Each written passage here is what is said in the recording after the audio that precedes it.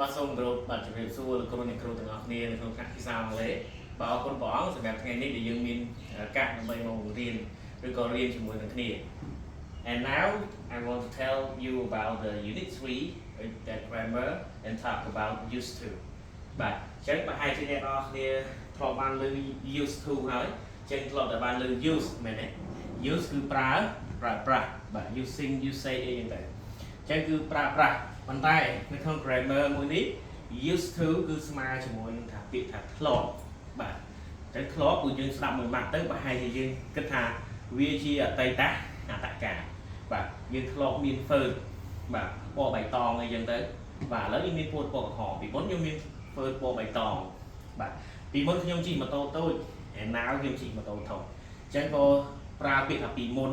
ឬក៏ធ្លាប់ហ្នឹងណាគឺយើងប្រើ used to ខ្ញុំពីមុនមកខ្ញុំជាអ្នកមានអញ្ចឹងទៅខ្ញុំពីមុនមកថ្វាយបង្គំនៅវិហារនេះបាទតែឥឡូវខ្ញុំទៅវិហារនោះអញ្ចឹងទៅនេះគឺជាការប្រើ used to ហើយ used to ទៀតសោតគឺ option របស់គេគឺអត់ប្រកាន់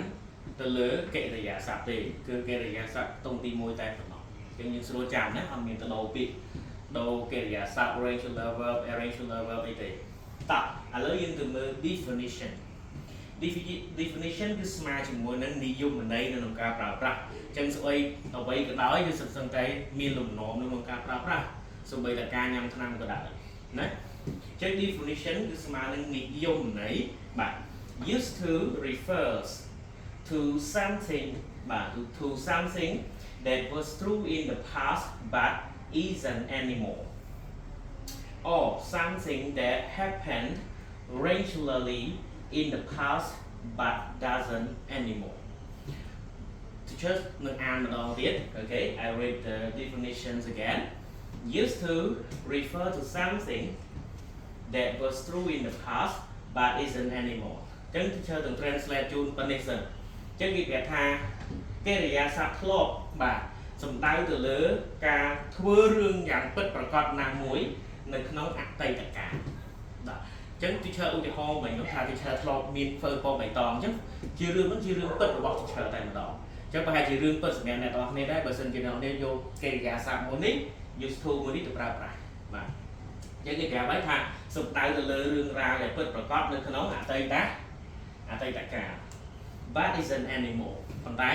មកដល់ឥឡូវនេះគឺលែងមានទៀតហើយគឺ teacher កាន់ធ្វើពណ៌អី red marker អញ្ចឹងឥឡូវនេះ teacher លេងប្រើធ្វើពណ៌បៃតងទៀតហើយអូខេបាទអញ្ចឹងយើងនិយាយរឿងពិតប្រាកដកាលពីប្រហែលខែមុនមិនសូវមិញអញ្ចឹងទៅ teacher ប្រើពណ៌បៃតងតែ now ថ្ងៃនេះ teacher ប្រើពណ៌ក្រហមអញ្ចឹងនេះ but isn't anymore or something that happened regularly in the past but doesn't anymore នេះមកប្រយោគក្នុងនេះគឺដូចគ្នាបាទគេប្រើ or បាទឬរឿងរ៉ាវដែលបានកើតឡើងជាទៀងទាត់បាទនៅក្នុងអតីតកាលប៉ុន្តែរឿងហ្នឹងមិនបានមកជះឥទ្ធិពលមកដល់យើងសពថ្ងៃទៀតឡើយបាទដូចជាការសង្គ្រាមដែលយើងត្រូវបានបញ្ចប់អីចឹងយើងអាចប្រើ used to បានណាបាទហើយបញ្ជាក់មួយទៀត used to គឺយើងប្រើក្នុងអតីតកាល usually គឺយើងប្រើនៅក្នុងបច្ចុប្បន្នកាលណា I usually blah blah blah I used to no ចឹងដែរតោះចឹង focus on form ចឹង form of the teacher today have 4បាទមាន positive ឬក៏គេហៅថា statement ហ្នឹងឯង negative question ហើយនឹង answer បាទអញ្ចឹងយើងមើល positive ដែលជា form មួយដែល viral ច្រើនជាងគេនៅក្នុង grammar positive គឺយើងសរសេរមាន subject ដែល teacher សូមសរសេរកាត់ខ្លះណាបាទសរសេរទៅ sub មកបាទអញ្ចឹង subject plus used to បាទ used មាន d ក្រោយណាបាទ plus used to plus base form បាទឬក៏គេហៅថា verb 1កិរិយាសព្ទខ្ទង់ទី1បាទ negative បាទ negative គឺយើងស្មើ subject បាទ plus did not ឬក៏គេហៅថា didn't ហ្នឹងឯងបាទ plus did not used to plus verb បាទអញ្ចឹងកន្លែងនេះគឺចម្លែកអីគេគឺ use នេះអត់មាន d ទេដោយសារអីដោយសារតែយើងមាន did not ពីមុខរួចទៅហើយយើងអាចកន្លែងនេះយើងអាចសរសេរ did not ក៏បានយើងអាចសរសេរ didn't ក៏បានណាតែ teacher សរសេរទម្រង់ពេញសិនណា full option សិនចូលមកដល់ question form វិញម្ដងយើងមាន did យើងអត់មានសួរ W អី question ទេក្នុងនេះយើងប្រើ did ណា did plus subject plus used to plus verb 1 ឬក៏គេហៅថា base form ហ្នឹងឯងហើយ complete សញ្ញាសួរណាហើយ answer ក៏មាន2 option ដែរទី1យើងចង់ប្រើyes I did ក៏បានឬក៏យើងនិយាយថា yes I used to blah blah សង្ខេបមកវិញក៏បានតែនៅក្នុងwhiteboard របស់ teacher សូមថា yes plus subject បាទយកសំដៅ yes subject plus did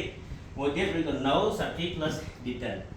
បាទឥឡូវយើងក៏លេខមើលថឡំខាងនេះដែល teacher សរសេរជា example ចំនួន5បាទ and teacher សូមអានជូន number 1 Max used to dye his hair black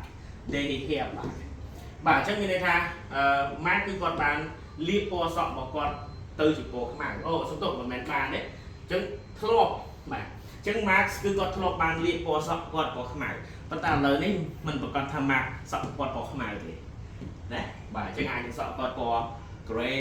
ពណ៌ yellow អញ្ចឹងទៅអញ្ចឹងធ្លាប់បានណាគេមានទីនេះពីក្រោយបាទ Max used to dye his hair black បាទទី2 I used to have a black shirt and red pants បាទអញ្ចឹងគឺខ្ញុំធ្លាប់មានបាទខ្ញុំធ្លាប់ប្រើប្រាស់ឬខ្ញុំធ្លាប់មានបាទអាវយឺតពណ៌ខ្មៅជាមួយនឹងខោពណ៌ក្រហមបាទ red pants ខោចេះតែពណ៌ក្រហមសេចក្ដីពណ៌ក្រហមចឹងតែឥឡូវហ្នឹងឃើញអាវរបស់ខ្ញុំគឺពណ៌ផ្ទៃមេឃអញ្ចឹងទៅហើយខោខ្មៅ yes តោះ number 3 we used to go to the beach every summer បាទ we used to go to the beach every summer ពួកយើងធ្លាប់បានទៅឆ្នេរសមុទ្រជារៀងរាល់រដូវកាលអញ្ចឹងកន្លែងនេះហេតុអីបានមាន every គេថាប្រើពីធ្លាប់បានហីអញ្ចឹងកន្លែងនេះយ៉ាប់ច្រឡំព្រោះដោយសារតែ summer ឥឡូវនេះអាចនឹងមិនមែនជា summer អាចជា spring អាចជា fall អីចឹងទៅណាអញ្ចឹង every summer ឲ្យដល់ summer យើងធ្លាប់ទៅលេងឲ្យដល់ summer យើងធ្លាប់ទៅលេងអញ្ចឹងយើងនិយាយពីអតីតកាលទេតាមិនឥឡូវទេណាបាទចឹង we used to go to the beach every summer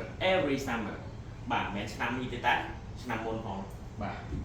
number 4 Carly didn't បាទនេះឡើយនេះយើងប្រើ did not ក៏បាន didn't ក៏បាន Carly didn't use to បាទ use នេះអត់មាន d ទេណាឃើញទេបាទដោយសារតែបាទ did នេះធ្វើការរួចទៅហើយ Carly didn't used to wear a uniform to school បាទអញ្ចឹង Carly គាត់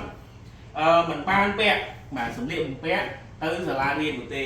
កាលពីមុនមិនដែលពាក់សម៉ងគាត់នឹងដូចពិបាកនិយាយគ្នាណាបាទ number 5 did you used to have a leather jacket បាទ did you used to have a leather jacket តើអ្នកឯងធ្លាប់មានក្រៅស្បែកទេបាទ leather jacket នឹងមានន័យថាអាវក្រៅតែស្បែកបាទអញ្ចឹងបើខ្ញុំមានថាបាទឥឡូវនេះខ្ញុំប្រើ option 2ឥឡូវនេះ option 1ណាបើយើងចង់ប្រើយើងនិយាយថា yes I did ក៏បានយើងចង់ប្រើថា yes I used to have a leather jacket អូខេឬបើ no ខ្ញុំប្រើថា no I didn't បាទ I didn't have a leather jacket អញ្ចឹងទៅណាបាទអញ្ចឹងតម្រងនេះយើងចង់ប្រើ no I didn't ក៏បានឬក៏ចង់ប្រើ no I didn't បាទ used to have a leather jacket ក៏បានបាទអញ្ចឹងមេរៀនរបស់ teacher មានតែប៉ុណ្្នឹងហើយ prior used to គឺដើម្បីតែបញ្ជាក់ពីការដែលយើងធ្លាប់ប្រើប្រាស់ពីមុនមកដល់ឥឡូវនេះគឺមិនមានទៀតទេបាទអរគុណច្រើនសូមព្រះប្រទានពរជួបគ្នានៅក្នុងសប្តាហ៍ក្រោយ